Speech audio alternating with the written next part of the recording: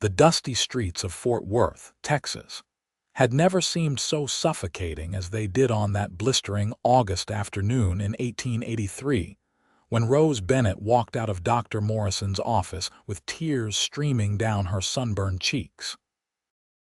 The doctor's words echoed in her mind like a death sentence, each syllable carving deeper into her heart with every step she took toward the mercantile where she worked.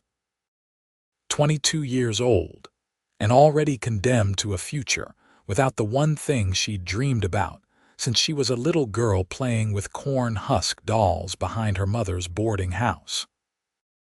The fever that had nearly killed her 3 winters ago had left its mark in ways she'd never imagined, and now Dr. Morrison had confirmed what the previous 2 physicians had told her. She would never bear children. Rose pushed open the door to Bennett's general store, the bell jingling overhead as she tried to compose herself. The store had been in her family for 15 years, ever since her father had moved them west from Missouri after her mother died. It was a modest establishment with wooden floors that creaked underfoot and shelves stocked with everything from canned goods to saddles.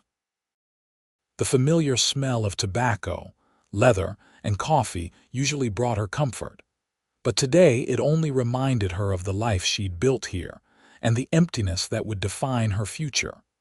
Her father looked up from behind the counter where he was tallying receipts. Edward Bennett was a weathered man of 53 with gray streaking through his brown hair and deep lines around his eyes from squinting into the Texas sun. He took one look at his daughter's face and set down his pencil. "What did Morrison say?" he asked, though his tone suggested he already knew the answer. Rose couldn't speak. She just shook her head and disappeared into the back room where they kept the extra inventory.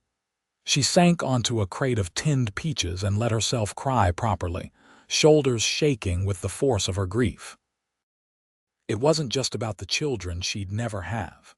It was about the life she'd envisioned, the family she'd hoped to build. What man would want to marry a woman who couldn't give him sons to work the land or daughters to help with the household? In this part of Texas, in 1883, a woman's value was often measured by her ability to bear children and keep a home. Rose felt like damaged goods, something broken that couldn't be fixed no matter how hard she prayed. She didn't hear the footsteps until her father cleared his throat. "There's a customer asking for those new work gloves we got in," he said gently. "I know you're hurting, Rose, but we've got a business to run." Rose wiped her eyes with her apron and stood up, straightening her simple blue calico dress. She'd never been the type to wallow in self-pity for long. Her mother had taught her that much before the cholera took her.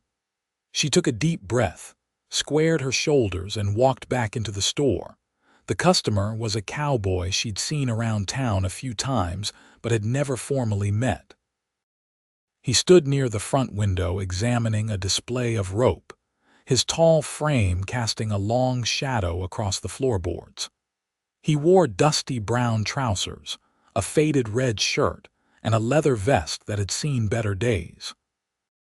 His hat was pushed back on his head, revealing dark hair and a sun-bronzed face that was handsome in a rugged, weathered way. She guessed him to be in his late 20s, maybe 30 at most. "Can I help you find something?" Rose asked, grateful that her voice came out steady despite the turmoil inside her. The cowboy turned and she found herself looking into the kindest pair of gray eyes she'd ever seen. He smiled, and it reached all the way to those eyes, crinkling the corners. "Yes, madam, I'm looking for work gloves. Your father mentioned you just got some in." "We did. Right this way." Rose led him to a shelf near the back where they kept the work supplies. "We have leather and canvas. The leather will last longer, but they're more expensive." The cowboy examined both pairs carefully, turning them over in his large, calloused hands. "I'll take the leather ones. I work at the Holloway Ranch about 10 miles north of here. Can't afford to be replacing gloves every few months." Rose nodded and took the gloves to the counter to wrap them. Her father had gone to the bank, leaving her alone with the customer. As she wrapped the gloves in brown paper and tied them with twine, she could feel the cowboy watching her. "I'm Owen Hastings," he said. "I've seen you around town a few times. You always looked so cheerful, but today you seem troubled. I hope I'm not being too forward in saying so." Rose looked up in surprise. Most people in Fort Worth knew her as Edward Bennett's daughter, the friendly girl who ran the general store and helped her father keep the books. But this stranger had noticed something about her beyond the surface pleasantries that usually define their customer interactions. "I'm Rose Bennett," she said, deciding there was no harm in basic courtesy. "And I suppose I am troubled today, but it's nothing that concerns you, Mr. Hastings." "That'll be $1.50 for the gloves." Owen pulled out his money and counted out the coins, placing them carefully on the counter. But he didn't pick up his package right away. Instead, he leaned against the counter and studied her with those thoughtful gray eyes. "You know, I've learned something in my 30 years on this earth," he said. "Sometimes the troubles that seem most personal are the ones we shouldn't carry alone. I don't mean to pry into your business, Miss Bennett, but if you ever need someone to talk to who isn't your father or one of the town gossips, I'm a good listener. Comes from spending so much time with cattle. They're not much for conversation, so when I do get to talk to people, I try to make it count." Despite her sadness, Rose felt a small smile tug at her lips. "That's very kind of you, Mr. Hastings. I'll keep that in mind." Owen picked up his package and tipped his hat to her. "I hope whatever is troubling you works itself out, Miss Bennett. A woman as pretty as you shouldn't have cause for tears." After he left, Rose stood at the counter for a long moment, staring at the silver coins he'd left. There was something about Owen Hastings that lingered in her mind, some quality in his voice and manner that had made her feel seen in a way she hadn't expected. She shook her head, dismissing the thought. The last thing she needed was to develop feelings for a cowboy who would undoubtedly want children of his own someday. Over the next few weeks, Owen became a regular visitor to the general store. He always seemed to need something: tobacco, coffee, a new bandana, ammunition for his rifle. Rose suspected he was making excuses to come to town, but she didn't mind. His presence was a welcome distraction from the heaviness that had settled over her since Dr. Morrison's diagnosis. They talked about everything and nothing during his visits. Owen told her about growing up in Colorado, about losing his parents to influenza when he was 18, about drifting south through Kansas and Indian Territory before finally settling in Texas. He talked about the Holloway Ranch where he worked, how Mr. Holloway was a fair boss who treated his cowboys with respect. Rose found herself sharing things she'd never told anyone, about her dreams of having a family, about the fear that she'd end up alone, about the weight of expectations in a town where everyone knew everyone else's business. She didn't tell him about the diagnosis. Not yet. That felt too personal, too raw. But she sensed he knew something significant was troubling her, and he never pushed her to reveal more than she was ready to share. One Saturday afternoon, in late September, Owen came into the store just as Rose was closing up. Her father had already gone home for supper, trusting her to lock up and count the day's receipts. Owen stood in the doorway, his hat in his hands, looking uncharacteristically nervous. "Miss Bennett, I was wondering if you might take a walk with me," he said. "It's a beautiful evening, and I'd enjoy your company if you're willing." Rose knew she should say no. She knew that letting this connection deepen would only lead to heartbreak when he eventually learned the truth about her condition. But she was tired of being sad, tired of feeling broken and worthless. For these past few weeks, Owen had made her feel like a whole person again, like someone with value beyond her ability to bear children. "I'd like that," she heard herself say. They walked through the streets of Fort Worth as the sun began its descent toward the horizon, painting the sky in shades of orange and pink. The town was bustling with Saturday evening activity. Cowboys from nearby ranches had come in for their weekly carousing. Families were finishing their shopping before the stores closed, and the saloon was already filling up with men looking to drink away their wages. Owen led her away from the main street toward the edge of town, where the buildings gave way to open prairie. They walked in comfortable silence for a while, listening to the evening sounds of crickets and distant cattle lowing in their pens. "I need to tell you something, Rose," Owen said, using her first name for the first time. "I hope I'm not being presumptuous, but these past few weeks of getting to know you have been the best weeks I've had since I came to Texas. You're smart and funny and kind, and you see the world in a way that makes me want to be a better man. I know we haven't known each other long, but I'd like to court you properly if you'll allow it." Rose's heart clenched. This was exactly what she'd been afraid of. She stopped walking and turned to face him, the dying sunlight making his face glow amber. "Owen, I can't let you do that without knowing the truth about me," she said, her voice barely above a whisper. "There's something wrong with me. Something that makes me unsuitable for the kind of future you'd want." Owen frowned, concern etching lines across his forehead. "What do you mean? Rose, whatever it is, it can't be as bad as you think." "I can't have children," she blurted out, the words tumbling from her mouth before she could stop them. "I had a terrible fever 3 years ago and it damaged me inside. 3 different doctors have told me the same thing. I'm barren, Owen. I can never give a man children, and I know that matters to people. It should matter to you."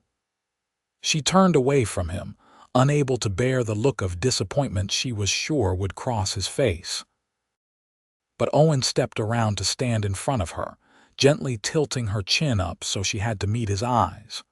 "Rose Bennett, do you really think so little of me that you believe I'd value you only for your ability to bear children?" His voice was thick with emotion. "I fell for you because of who you are. Because you light up when you talk about the books you read. Because you're patient with difficult customers. Because you remembered that I take my coffee with 2 sugars. Because you make me laugh with your observations about the ridiculous things people try to haggle over. Not because of what you can or cannot do with your body." Tears spilled down Rose's cheeks. "But don't you want a family? Don't you want children to carry on your name?" "I want a partner," Owen said firmly. "I want someone to share my life with, someone who makes every day better just by being in it. If that person is you, then I don't care about the rest. And Rose, there are other ways to build a family. There are orphans and children who need homes. But even if we never had children at all, being with you would be enough for me." Rose wanted to believe him, but years of being told that a woman's worth was tied to motherhood made it hard to accept that any man could genuinely mean what he was saying.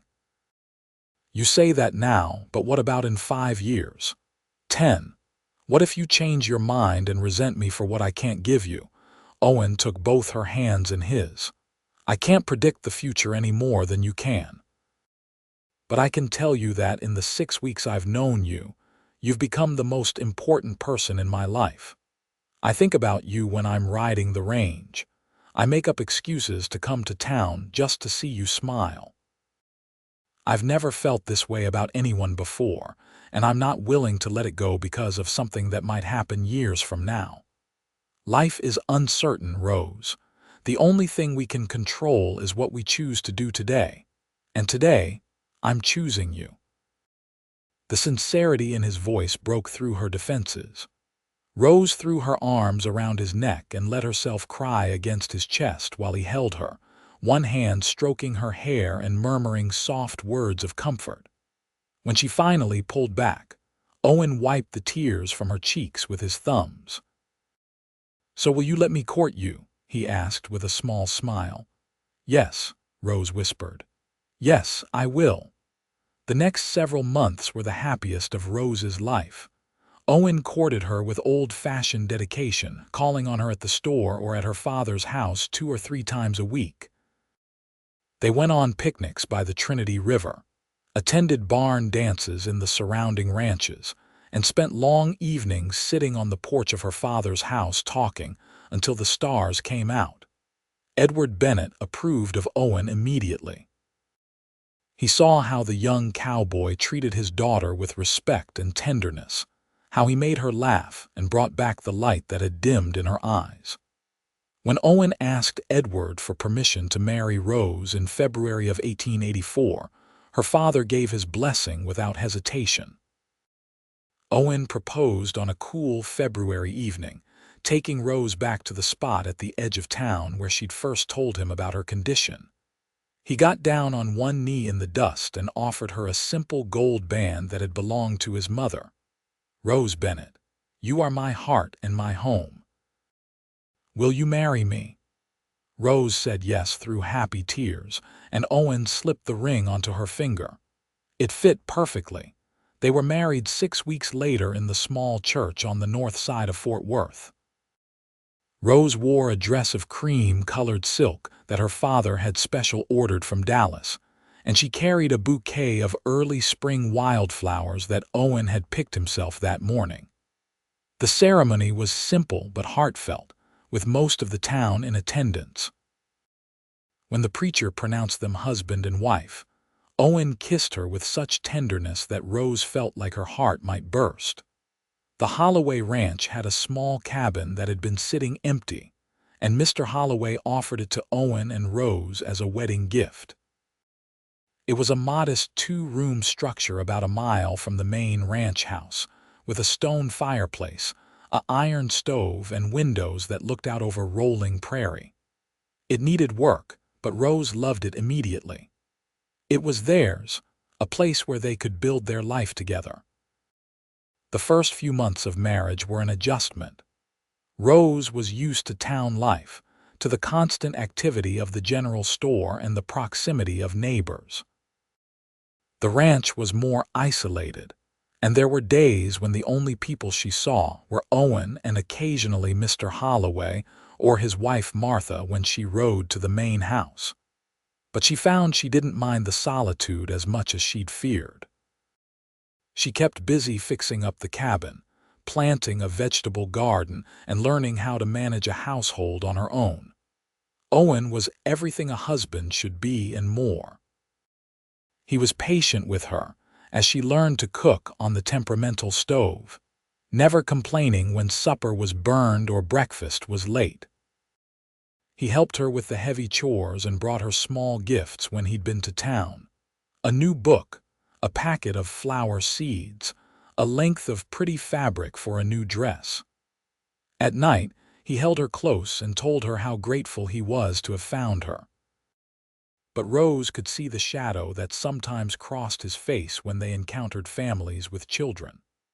Once, when they were in town for supplies, they'd passed a young couple with 3 small children, and Rose had seen Owen watching them with something like longing in his eyes.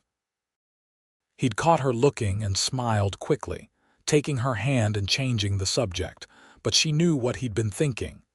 That night, lying in their bed with moonlight streaming through the window, Rose couldn't stay silent anymore. "You want children," she said quietly. "I see it in your eyes when we see families in town." Owen was quiet for a moment, his arms tightening around her. "I won't lie to you, Rose. Yes, I do want children, but not more than I want you. I meant what I said when I proposed. You are enough for me.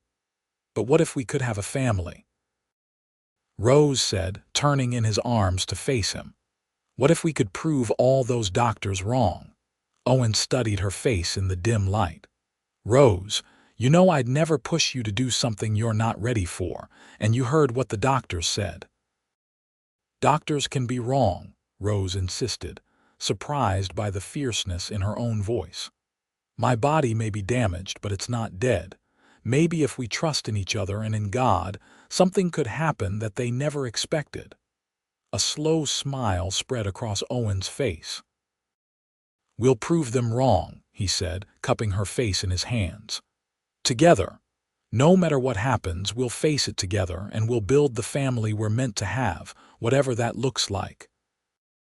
They made love that night with renewed hope, and in the weeks that followed, Rose found herself praying more than she ever had before. She prayed for healing, for a miracle, for the chance to give Owen the family he deserved. She stopped taking the preventive measures some women used, stopped worrying about whether it was possible, and simply trusted that whatever was meant to happen would happen. Months passed with no change. Rose's monthly courses came as regular as ever, each one a reminder of her body's limitations. But she refused to let it defeat her. She kept busy with the ranch work, helped Martha Holloway with her canning in the late summer, and accompanied Owen when he had to move cattle to different pastures. She learned to ride a horse properly, to shoot a rifle, and to read the weather by watching the sky. She became stronger, both in body and in spirit. In September of 1884, Rose woke up feeling queasy. She attributed it to something she'd eaten the night before and thought nothing of it. But the nausea continued for several days, worse in the mornings and better by afternoon. She was exhausted all the time, falling asleep right after supper and struggling to wake up when Owen rose before dawn. "Maybe you should see Dr. Morrison," Owen suggested one morning after she'd barely touched her breakfast. "You've been feeling poorly for over a week now." Rose shook her head. "It's probably just a stomach ailment. It'll pass." But it didn't pass. The nausea continued, and by the third week, Rose had missed her monthly course. She didn't want to hope, didn't want to believe what her body might be trying to tell her. She'd been disappointed too many times before. But when Martha Holloway came to visit and mentioned that Rose looked like she was glowing, Rose couldn't deny the possibility anymore. She rode to town alone the next day while Owen was working cattle in the south pasture. Her hands shook as she hitched the horse outside Dr. Morrison's office. The waiting room was empty, which was a mercy. She didn't think she could bear making small talk with neighbors while waiting to hear news that might shatter her completely. Dr. Morrison was surprised to see her. The elderly physician had been the last one to confirm her barren diagnosis, and he'd done so with genuine sympathy. "Mrs. Hastings, what brings you in today?" he asked, gesturing for her to sit down. Rose twisted her hands in her lap. "Doctor, I need you to examine me. I've been having symptoms that might mean nothing, but I need to know for certain." She described the nausea, the exhaustion, the missed monthly course. Dr. Morrison's bushy eyebrows rose higher with each symptom she listed. "How long has it been since your last monthly course?" he asked. 6 weeks, almost 7, Rose admitted. "And you've been married to young Hastings for about 7 months now," Rose nodded, not trusting her voice. Dr. Morrison stood and gestured toward the examination room. "Let's take a look, shall we?" The examination seemed to take forever. Dr. Morrison listened to her heartbeat, pressed on her abdomen, asked her more questions about her symptoms and her relations with her husband. Finally, he stepped back and shook his head in wonder. "Mrs. Hastings, I never thought I'd be saying this to you, but you're pregnant. I'd estimate you're about 8 weeks along." The world tilted sideways. Rose gripped the edge of the examination table, sure she'd heard him wrong. "What did you say?" "You're going to have a baby, my dear. I don't know how it happened, and I won't pretend to understand it. I truly believed that the damage from your fever would prevent conception. But the human body is a mysterious thing, and sometimes it heals in ways we don't expect. This is a miracle, plain and simple." Rose burst into tears, covering her face with her hands. Dr. Morrison patted her shoulder awkwardly. There now, these should be happy tears, I hope. They are, Rose gasped out between sobs. Oh, Dr. Morrison, they are. Thank you so much. Don't thank me, child. I didn't do anything but deliver the news. Thank that husband of yours and thank the good Lord above. And Mrs. Hastings. He waited until she looked up at him. This pregnancy will likely be more delicate than most, given your history. I want you to take it easy. No heavy lifting or strenuous work. And I want to see you every few weeks to make sure everything is progressing as it should. Rose nodded eagerly, willing to agree to anything. She was going to have a baby. Owen's baby. Their baby. The thing that everyone had said was impossible was happening inside her body right now. She rode home in a daze, barely aware of the journey. When she reached the cabin, Owen was already there, washing up at the basin outside. He looked up in concern when he saw her face. "Rose, what's wrong? Are you all right?" Rose slid down from the horse and walked straight into his arms. "Owen," she whispered against his chest. "Owen, we did it. We proved them wrong." He pulled back to look at her, confusion and hope warring on his face. "What do you mean, I'm pregnant?" she said, the words feeling both foreign and wonderful in her mouth. "Dr. Morrison examined me. I'm 8 weeks along. We're going to have a baby." For a long moment, Owen just stared at her. Then he let out a whoop of joy that probably scared every cow within a mile radius. He picked Rose up and spun her around, laughing like a man who just struck gold. "A baby, Rose. We're having a baby." He set her down carefully as if she were made of glass. "Wait, should I have done that? Did I hurt you? What did the doctor say?" Rose laughed through her tears. "The doctor said I need to take it easy and come see him regularly. But Owen, I'm healthy. The baby is healthy. This is really happening." They held each other and cried tears of joy as the sun set over the prairie. That night, they lay awake for hours talking about names and what color to paint the second room of the cabin, and whether it would be a boy or a girl. Owen kept placing his hand on Rose's still flat stomach, marveling at the life growing inside her. "I knew it," he said softly. "I knew that we'd prove them wrong. I had faith in you, in us." "I was so scared," Rose admitted.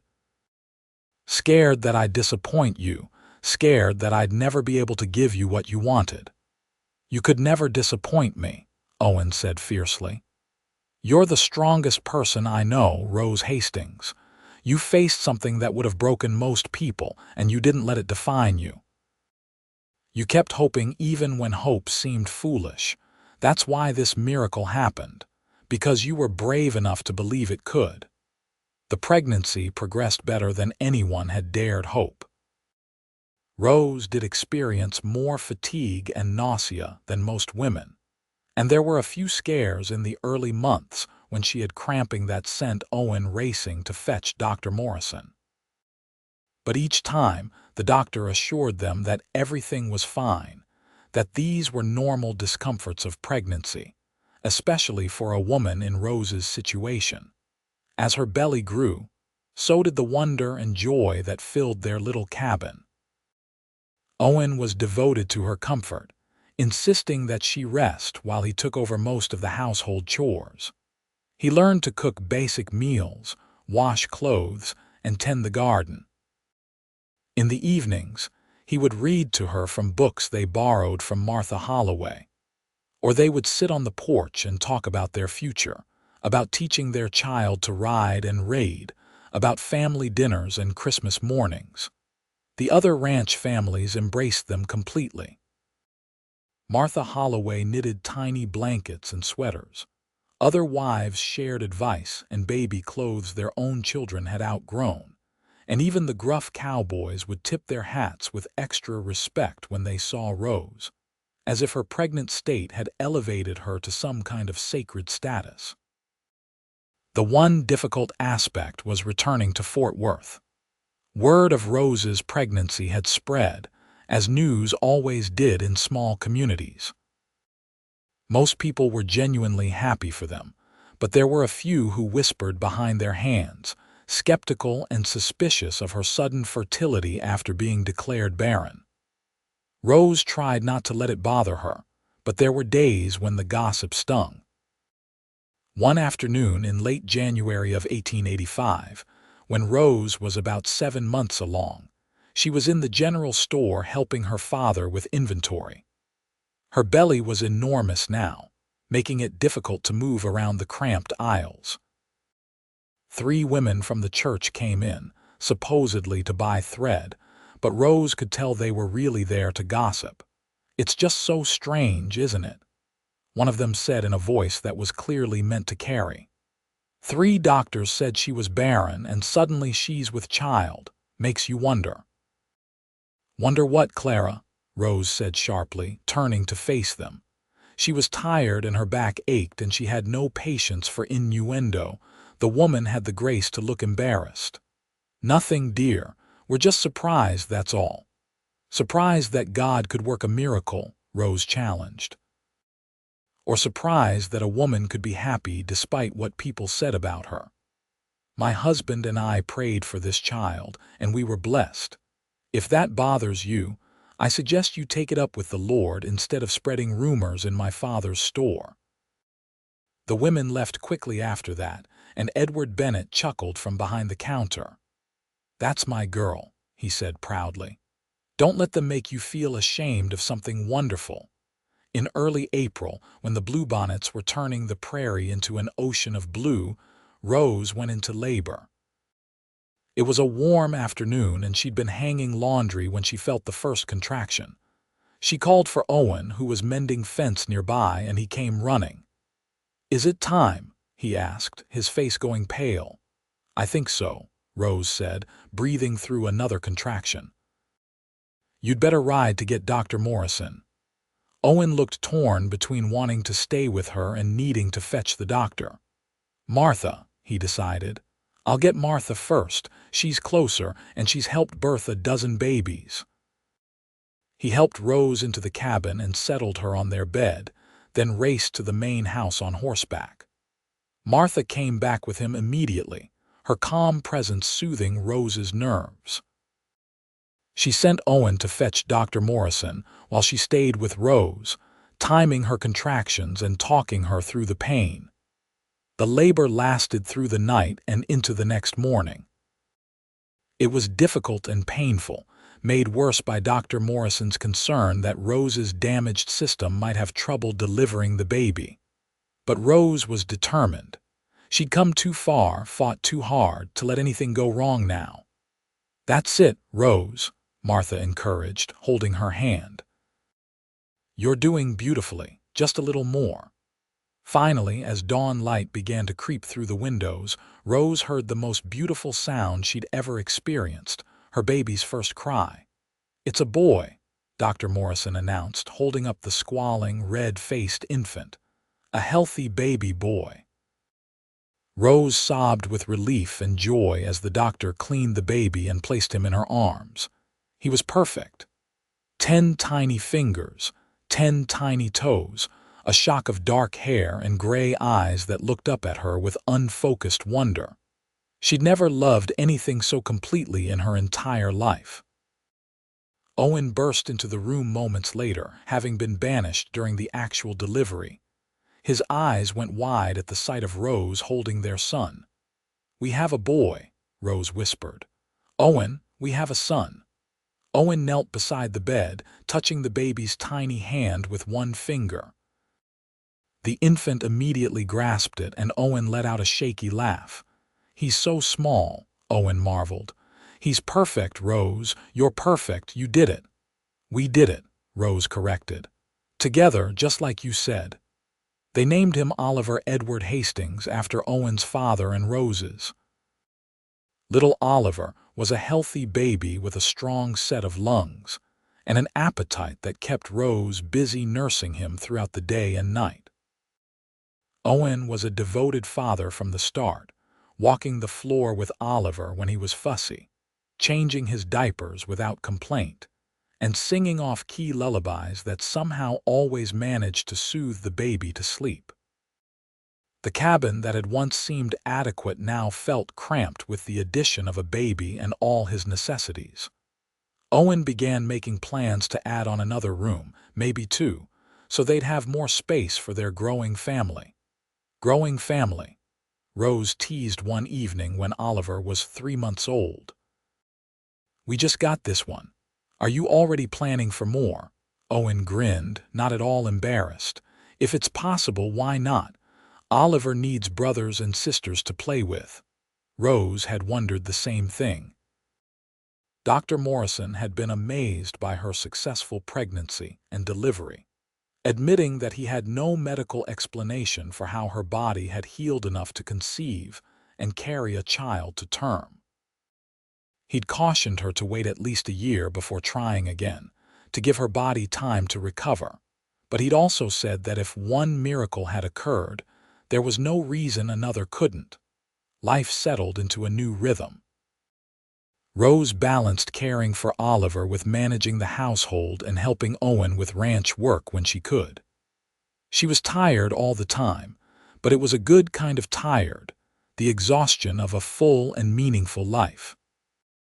Owen proved to be everything she'd hoped for in a partner, splitting the childcare duties with her, and never complaining about lost sleep or disrupted routines. When Oliver was 6 months old, the Holloways invited them to a harvest celebration at the main ranch house. It was a beautiful October evening, warm and clear, with what seemed like half of Fort Worth in attendance. There was food and music and dancing, and Rose found herself passed from one dance partner to another as the ranch hands took turns swinging her around the makeshift dance floor. She was catching her breath near the punch bowl when Margaret Foster, a woman from church who'd been one of the worst gossips during Rose's pregnancy, approached her. "Mrs. Hastings, I owe you an apology," Margaret said stiffly. "I said unkind things about you when you announced your pregnancy, and I was wrong to doubt you. Your son is beautiful, and it's clear that you and your husband are blessed." Rose was surprised but gracious. "Thank you, Mrs. Foster. I appreciate you saying that. How did you do it?" Margaret asked, lowering her voice. "I've been married 10 years and haven't been able to conceive. The doctors say there's nothing wrong with me or my husband, but nothing has happened. What's your secret?" Rose thought about how to answer. She could have said it was a medical mystery or pure luck, but that wouldn't have been the whole truth. "I stopped believing what other people told me I couldn't do," Rose said finally. "I had a husband who believed in me even when I didn't believe in myself, and we trusted that if we were meant to have children, it would happen. I don't know if that's advice that will help you, but it's what worked for us." Margaret nodded thoughtfully and walked away, leaving Rose to reflect on how much her life had changed in just 2 years. She'd gone from believing she was broken and unworthy to standing here at a party, watching her husband dance with their infant son, surrounded by friends and community. Owen caught her eye across the barn and winked, making Oliver wave his chubby little hand at her. Rose's heart swelled with love so profound it almost hurt. This was everything she dreamed of and more. As Oliver grew from an infant to a toddler, the Hastings cabin rang with laughter and noise. Oliver was an energetic child, always getting into things and exploring every corner of the ranch. He learned to walk early, taking his first wobbly steps at 10 months, and once he was mobile there was no stopping him. Owen built a small fence around the cabin so Oliver could play outside safely while they worked.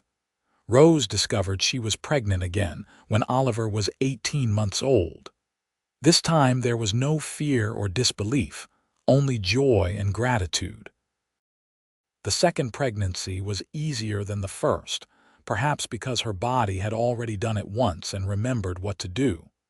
Dr. Morrison continued to monitor her closely, but he was much less worried this time. In August of 1886, Rose gave birth to a daughter they named Ruth Me Hastings. She had Rose's blonde hair and Owen's gray eyes, and she was the most placid baby imaginable, the complete opposite of her energetic brother. Oliver was fascinated by his new sister, constantly wanting to help feed her or hold her, though he needed careful supervision because he didn't quite understand his own strength.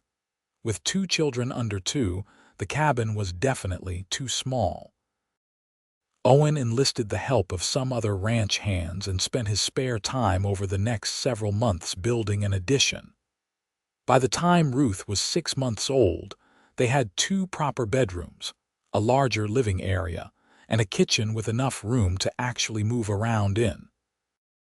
It wasn't fancy, but it was home, filled with love and children's laughter. Edward Bennett visited often, delighted to be a grandfather. He'd sold the general store when Rose got married, planning to retire, but he'd found retirement boring and ended up working part-time for the new owner. He brought presents for the children every time he visited. Wooden toys he'd carved himself, penny candy, little books with pictures. "You've built a good life, Rose," he told her one afternoon while they sat on the porch watching Owen play with Oliver and Ruth in the yard. "Better than I could have imagined for you after what those doctors said."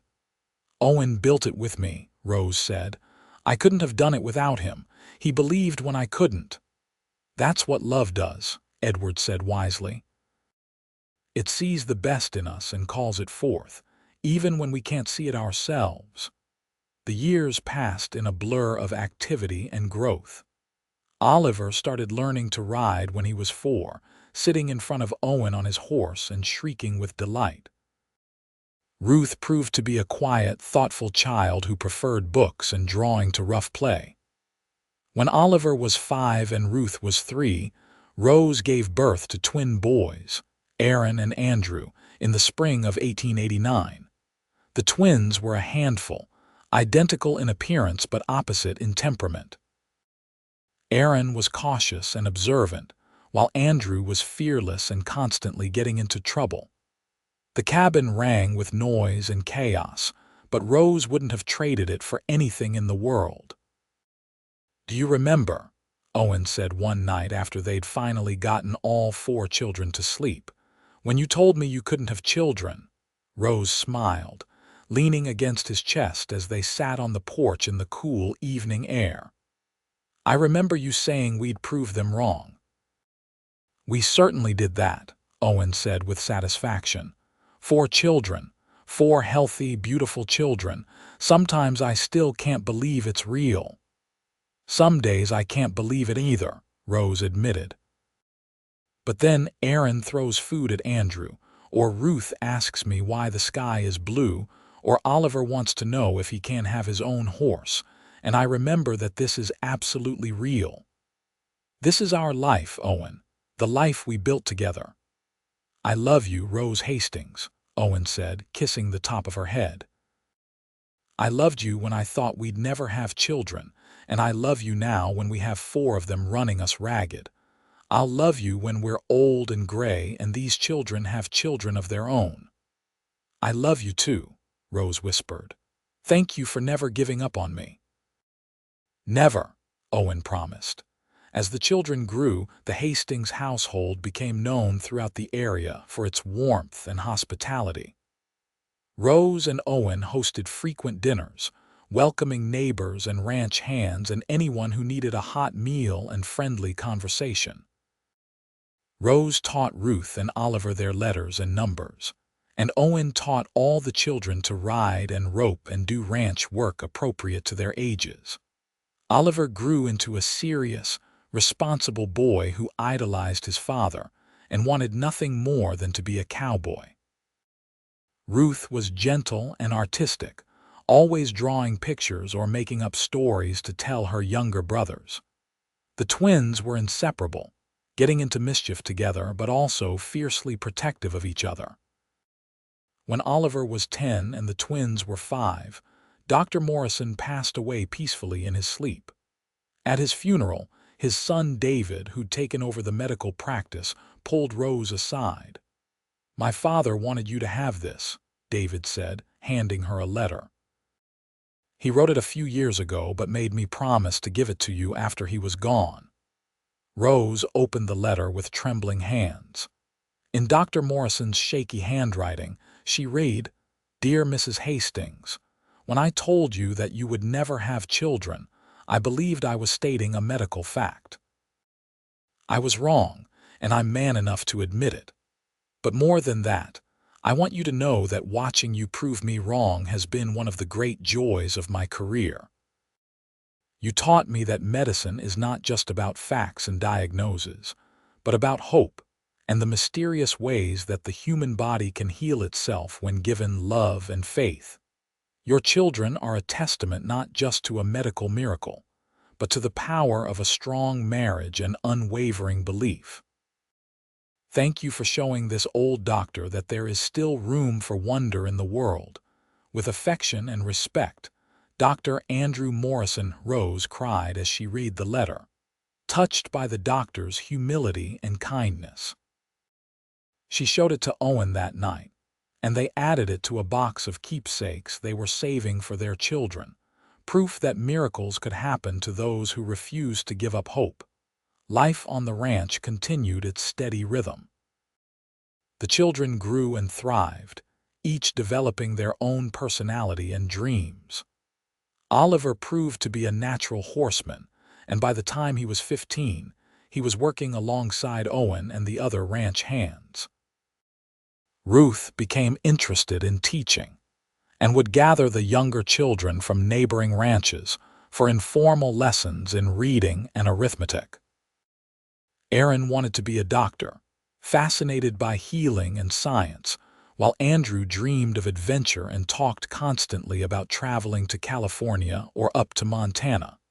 Rose and Owen grew older together gracefully.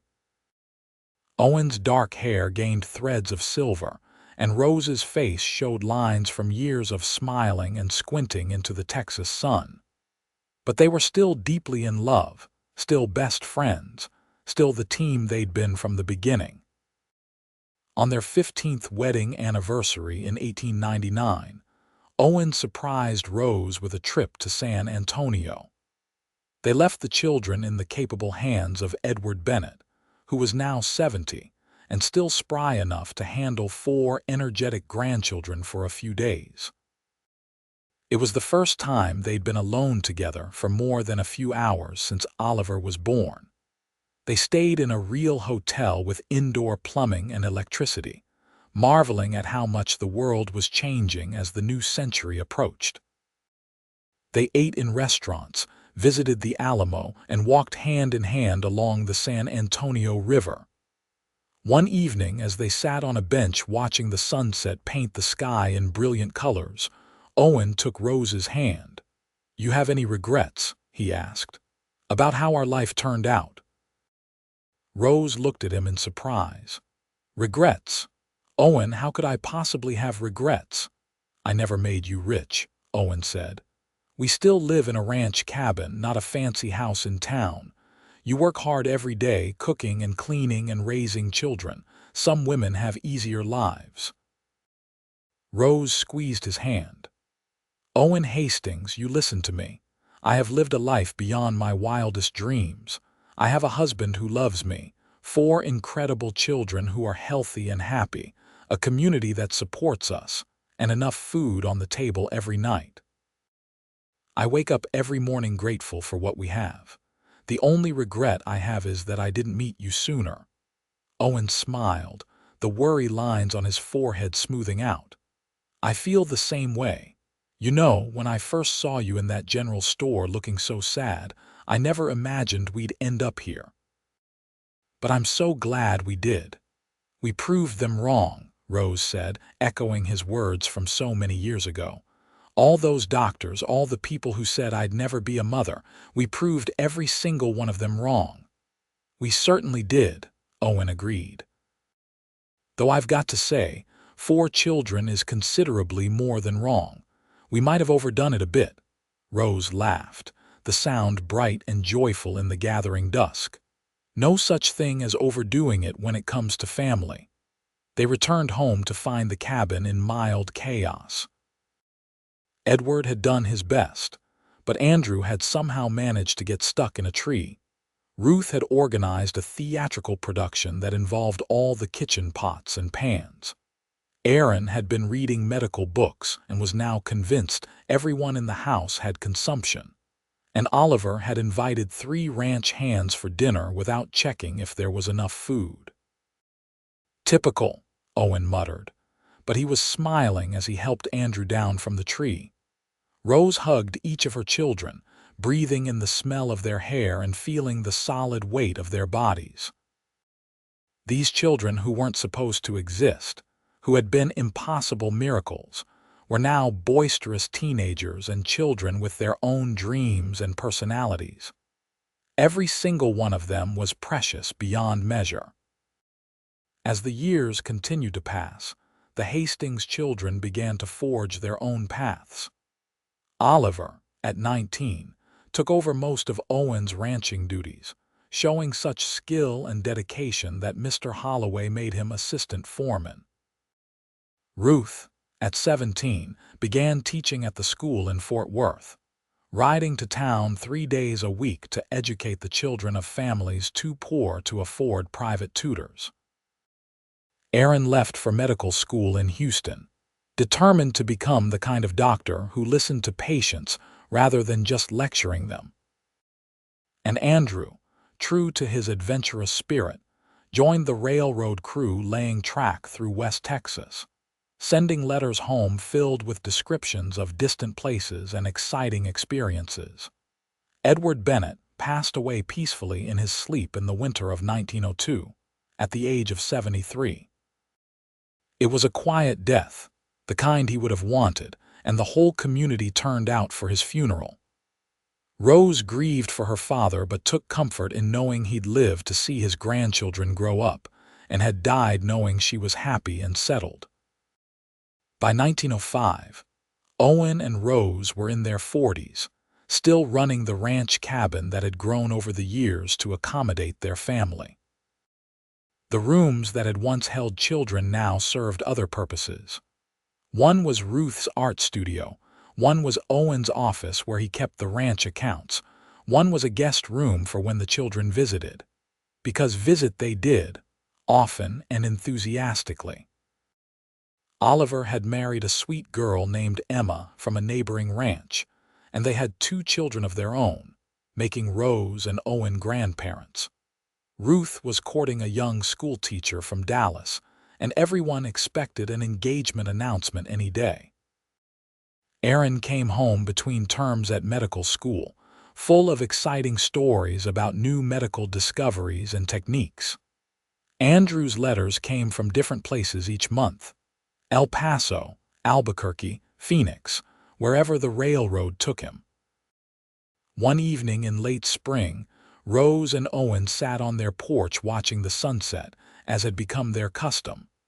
Oliver's children, their grandchildren, were playing in the yard, their laughter echoing across the prairie. "Can you believe it?" Rose said softly. "We're grandparents now. It seems like just yesterday we were the young couple trying to prove the doctors wrong." "Time moves fast when you're happy," Owen observed. "Faster than it did in those years before I met you, when every day felt like an eternity." "Do you ever think about what would have happened if you'd listened to what I told you that day?" Rose asked. "If you'd decided I wasn't worth the trouble?" Owen turned to look at her, reaching out to tuck a strand of gray, blonde hair behind her ear. "Not once. Not ever. Even if we'd never had children, Rose, even if it had been just the 2 of us for all these years, I would still consider myself the luckiest man alive. You are the best decision I ever made." "And you are mine," Rose said, leaning into his touch. "You saw me when I couldn't see myself. You believed when I couldn't believe. You stood beside me and said we'd prove them wrong, and you meant it with your whole heart. Everything good in my life started the day you walked into my father's store." Their youngest grandson, 3-year-old Peter, came running up to the porch. Grandma, come play," he demanded, tugging on Rose's skirt.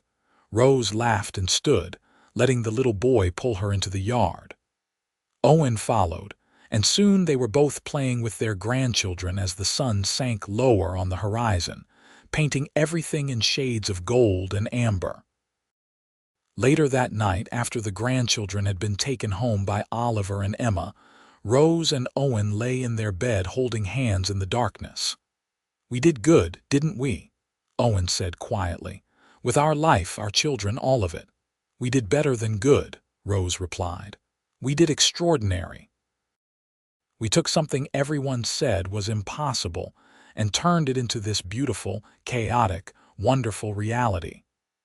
"I love you, Rose Hastings," Owen said, the words as true and meaningful as they'd been the first time he'd spoken them more than 20 years ago.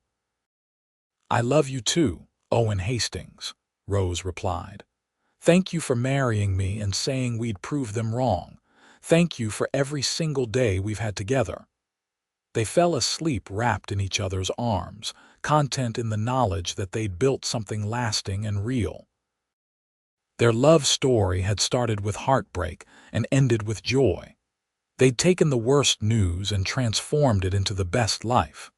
They'd faced down impossible odds and come out victorious on the other side. The years continued their steady march forward. Ruth married her schoolteacher, a kind man named Samuel, and they settled in Fort Worth, where they both taught at the growing school system. Aaron finished medical school and opened a practice in Fort Worth, becoming known for his compassionate bedside manner and his willingness to treat patients regardless of their ability to pay. Andrew eventually tired of wandering and came home, taking a job with the railroad office in Fort Worth and marrying the postmaster's daughter. Oliver took over running the Holloway Ranch when Mr. Holloway retired, proving himself to be a fair and capable manager. By 1910, Rose and Owen were in their 50s, still healthy and active but definitely feeling their age. They'd turned over most of the physical ranch work to younger hands and spent their time helping with grandchildren, tending a large garden and enjoying the peaceful rhythm of their days. One afternoon in August, the whole family gathered at the ranch for a celebration. It was Rose and Owen's 25th wedding anniversary, and their children had planned a surprise party. The yard was filled with people. All 4 of their children and their spouses, 7 grandchildren ranging in age from infant to 10 years old, friends from the ranch and town, and neighbors from miles around. Someone had strung up lanterns and put together a makeshift dance floor. There was food enough to feed an army, prepared by all the women working together. The men had roasted a pig and several chickens. Children ran everywhere, playing games and eating too much candy. As the sun began to set, Owen led Rose to the center of the dance floor. Someone started playing a fiddle and they swayed together to the music while everyone watched and clapped.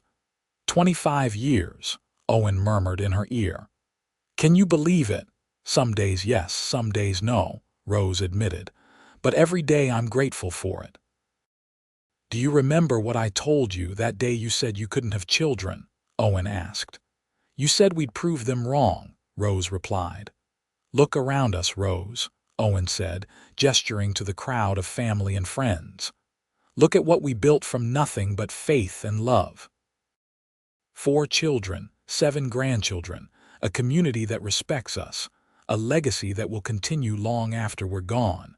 I'd say we proved them wrong and then some." Rose looked at their children. Oliver, tall and strong like his father, dancing with Emma while their oldest daughter stood on his feet. Ruth, graceful and kind, holding her infant son while Samuel brought her punch. Aaron, serious and dedicated, deep in conversation with another doctor from Fort Worth. Andrew, still restless but grounded now, teaching his twin daughters how to do a simple dance step. "We did," Rose agreed, tears streaming down her face. "We really did, Owen. We took the worst thing that ever happened to me and turned it into the best thing. We built a family and a life that's beyond anything I could have dreamed." And we're not done yet, Owen said with a grin. I figure we've got at least another 25 years in us. Think of all the grandchildren we still have to meet, all the birthdays and holidays and ordinary days. I'm not ready to be done building this life with you.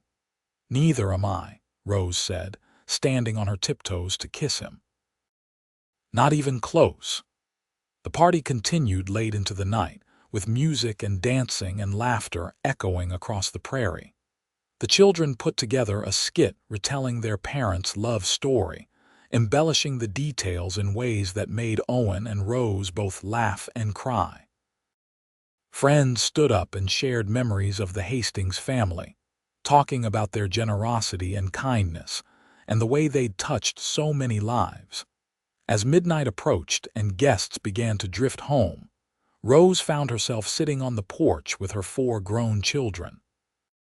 Owen had gone to help put some of the grandbabies to bed in the cabin. Thank you for this, Rose said, looking at each of them in turn. This party, this family, everything. You've all made me so proud. You made us, Mama, Oliver said simply. Everything we are, everything we've become, started with you and Pa refusing to give up. You taught us that impossible just means nobody's tried hard enough yet. Your father deserves the credit for that, Rose said.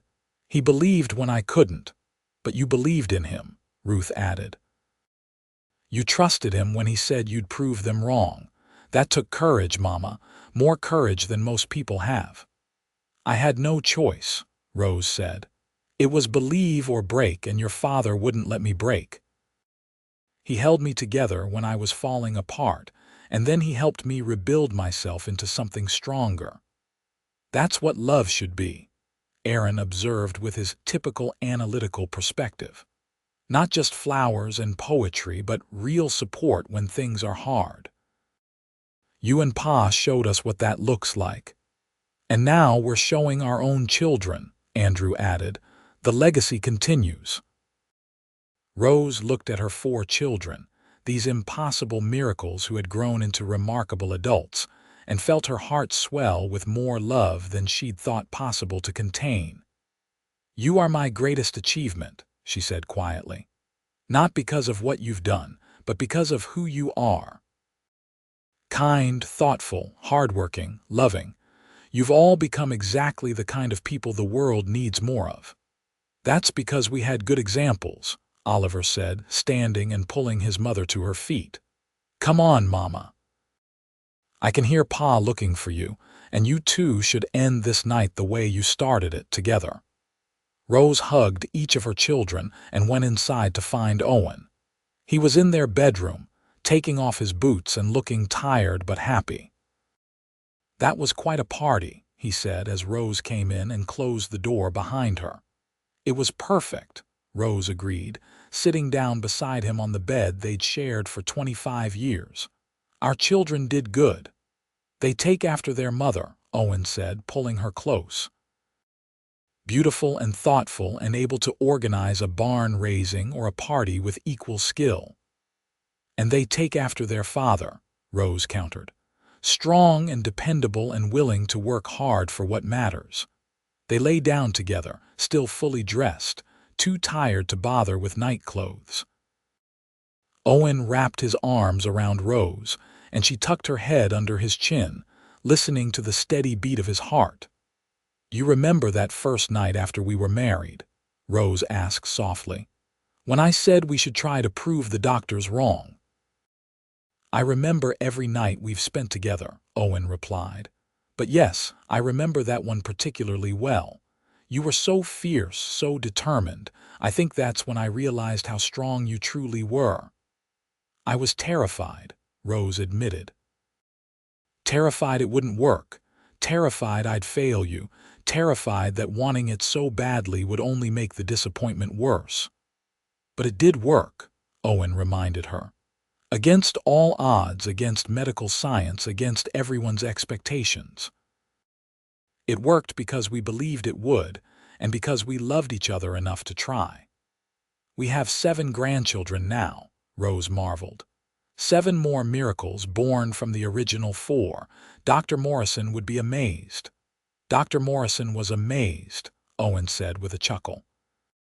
I'll never forget the look on his face when he examined you that first time and had to admit you were pregnant, like he'd witnessed something beyond his understanding. He had, Rose said simply. We all did. Love performed a miracle that medicine said was impossible.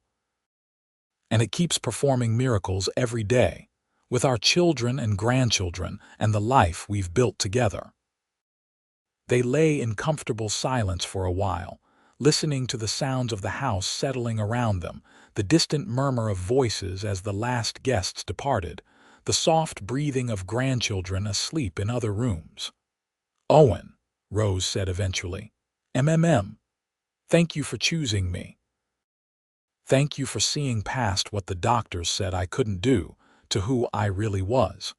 Thank you for believing that I was enough, with or without children. Thank you for marrying me and saying we'd prove them wrong. Thank you for loving me every single day for 25 years. Owen tightened his arms around her. Rose, you have nothing to thank me for. You gave me everything I ever wanted and things I didn't even know I needed. You gave me a home and a family and a purpose. You gave me love that never wavered, even when times were hard. You gave me 4 incredible children and a legacy I'm proud of. If anyone should be saying thank you, it's me. Then we'll both say it, Rose decided. Thank you, Owen. Thank you, Rose, Owen echoed, for everything. The years after their 25th anniversary continued to bring joy and occasional sorrow, as life always does. They lost friends to age and illness, celebrated more weddings and births, watched their grandchildren grow and start having children of their own. Rose's hair turned completely gray, and Owen developed a limp from an old injury that acted up in cold weather. But they remained devoted to each other, still best friends, still in love. In 1920, when Rose was 58 and Owen was 62, they threw a party for their 40th wedding anniversary. By then, they had 4 children, 15 grandchildren, and 3 great-grandchildren. The family had spread across Texas and beyond, but they all came home for the celebration. The ranch had changed over the years. The Holloways had eventually sold it to Oliver, who'd expanded it and made it more profitable than it had ever been. The original cabin where Rose and Owen had raised their children was now used for storage, replaced by a proper house that Oliver had built for them 5 years earlier. But Rose and Owen still walked out to the cabin sometimes, remembering the early days when they'd been young and poor and blissfully happy, despite having nothing but each other. At the anniversary party, their oldest grandson stood up to make a speech. He was 26 now, married with children of his own, a successful rancher following in his father's and grandfather's footsteps. I want to tell you all a story you might not know, he began. When my grandmother was 22 years old, before she met my grandfather, she was told by 3 different doctors that she would never have children. It broke her heart because all she'd ever wanted was to be a mother. Then she met my grandfather and he told her something that changed everything. He said, "We'll prove them wrong." And they did. Against all medical odds, against everyone's expectations, they proved them wrong. They had 4 children when they were supposed to have none. Those 4 children gave them 15 grandchildren. Those 15 grandchildren are now giving them great-grandchildren. All because my grandfather believed in my grandmother and in the power of their love to overcome anything. The crowd erupted in applause, and Rose found herself crying while Owen held her hand and kissed her temple. Still proving them wrong, he whispered in her ear. 40 years later, and we're still proving them wrong. Rose looked around at the sea of faces, all descendants of the impossible miracle that had started with Dr. Morrison's devastating diagnosis and Owen's unwavering faith. Every single person in attendance existed because Owen had chosen to believe that love could conquer medical impossibility, because Rose had been brave enough to hope when hope seemed foolish. "We did good, Owen," she said, echoing his words from years ago. "We did so good." As the party wound down and family members began the long journeys back to their various homes, Rose and Owen stood on the porch of their house and watched the sun set over the prairie they'd called home for so many years. The land stretched out before them, golden in the fading light, dotted with cattle and horses and the distant figures of ranch hands heading back to the bunkhouse after a long day's work.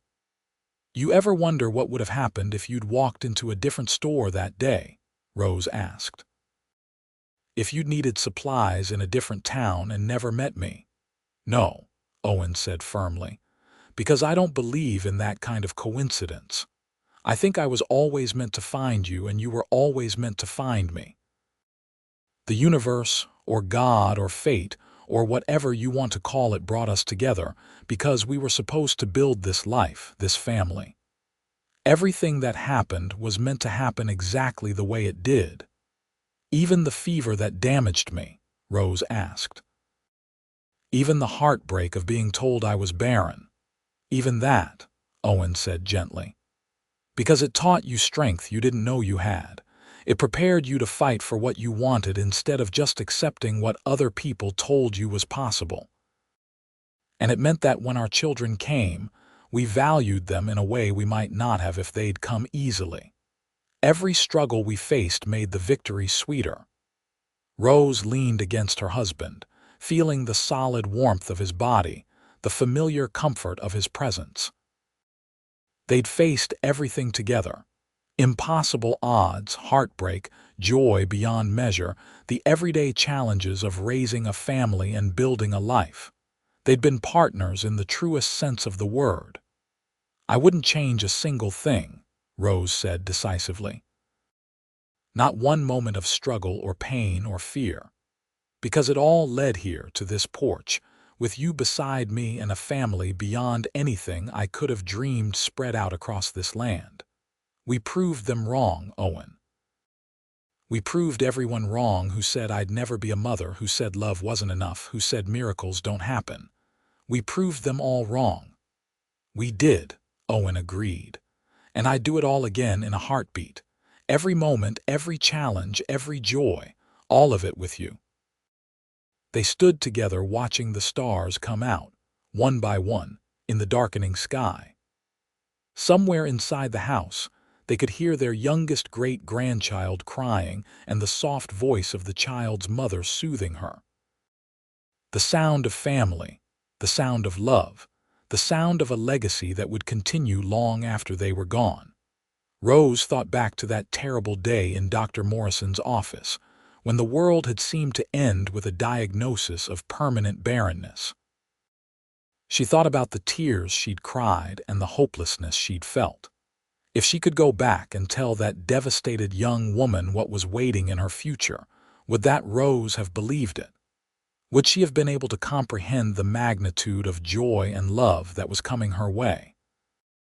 Probably not. Some miracles are too big to imagine until you're living them. "Ready for bed?" Owen asked as the last light faded from the sky.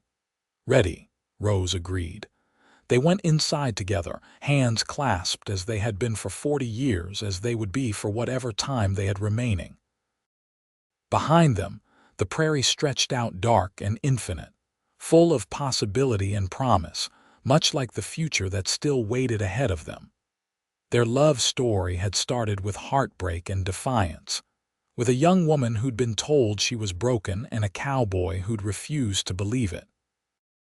It had continued through miracles and struggles, through the birth of 4 impossible children and the growth of a family that now numbered in the dozens.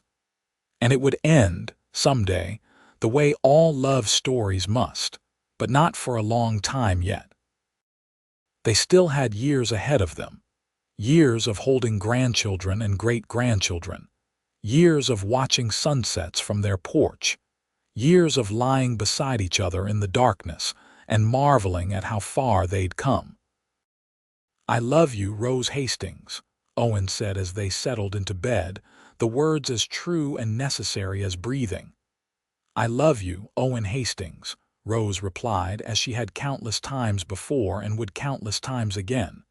"Thank you for proving them wrong with me." "Always," Owen promised. Always and forever. And in the morning, they would wake up together and face another day, another opportunity to live the life they'd fought so hard to build. There would be children to spoil and work to be done and meals to share. There would be laughter and occasional tears, triumphs and small setbacks, the ordinary, extraordinary moments that make up a life well lived. But tonight, they simply held each other and counted their blessings. Two people who had taken the worst news imaginable and transformed it into something beautiful. Two people who had refused to let medical impossibility define their future.